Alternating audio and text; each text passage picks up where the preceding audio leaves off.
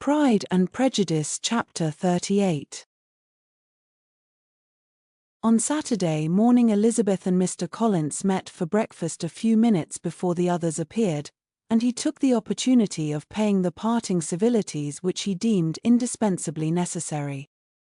"I know not, Miss Elizabeth," said he, "whether Mrs. Collins has yet expressed her sense of your kindness in coming to us, but I am very certain you will not leave the house without receiving her thanks for it. The favor of your company has been much felt, I assure you. We know how little there is to tempt anyone to our humble abode.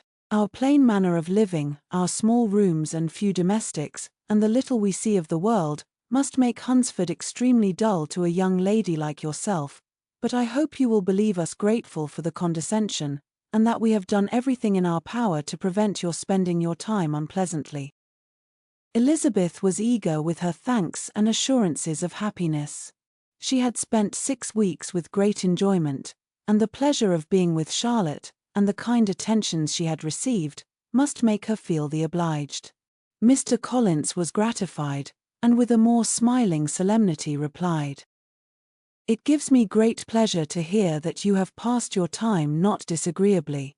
We have certainly done our best, and most fortunately having it in our power to introduce you to very superior society, and, from our connection with Rosings, the frequent means of varying the humble home scene, I think we may flatter ourselves that your Hunsford visit cannot have been entirely irksome. Our situation with regard to Lady Catherine's family is indeed the sort of extraordinary advantage and blessing which few can boast. You see on what a footing we are.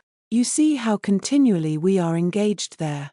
In truth, I must acknowledge that, with all the disadvantages of this humble parsonage, I should not think anyone abiding in it an object of compassion, while they are sharers of our intimacy at Rosings." Words were insufficient for the elevation of his feelings, and he was obliged to walk about the room, while Elizabeth tried to unite civility and truth in a few short sentences. "You may, in fact, carry a very favorable report of us into Hertfordshire, my dear cousin. I flatter myself at least that you will be able to do so. Lady Catherine's great attentions to Mrs. Collins you have been a daily witness of, and altogether I trust it does not appear that your friend has drawn an unfortunate, but on this point it will be as well to be silent. Only let me assure you, my dear Miss Elizabeth, that I can from my heart most cordially wish you equal felicity in marriage. My dear Charlotte and I have but one mind and one way of thinking. There is in everything a most remarkable resemblance of character and ideas between us. We seem to have been designed for each other." Elizabeth could safely say that it was a great happiness where that was the case, and with equal sincerity could add, that she firmly believed and rejoiced in his domestic comforts.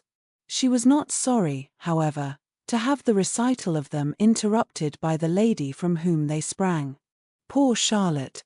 It was melancholy to leave her to such society, but she had chosen it with her eyes open, and though evidently regretting that her visitors were to go, she did not seem to ask for compassion. Her home and her housekeeping, her parish and her poultry, and all their dependent concerns, had not yet lost their charms. At length the chaise arrived, the trunks were fastened on, the parcels placed within, and it was pronounced to be ready.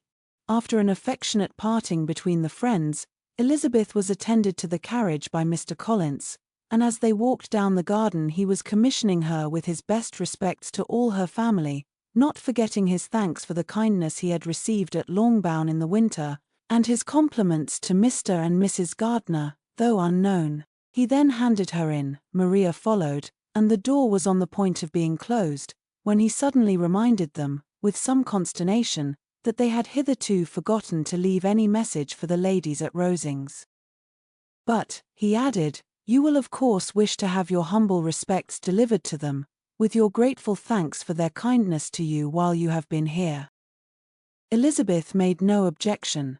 The door was then allowed to be shut, and the carriage drove off. "Good gracious," cried Maria, after a few minutes' silence, "it seems but a day or two since we first came, and yet how many things have happened." "A great many indeed," said her companion with a sigh. "We have dined 9 times at Rosings, besides drinking tea there twice. How much I shall have to tell." Elizabeth added privately, "and how much I shall have to conceal." Their journey was performed without much conversation, or any alarm, and within 4 hours of their leaving Hunsford they reached Mr. Gardner's house, where they were to remain a few days. Jane looked well, and Elizabeth had little opportunity of studying her spirits, amidst the various engagements which the kindness of her aunt had reserved for them. But Jane was to go home with her, and at Longbourn there would be leisure enough for observation.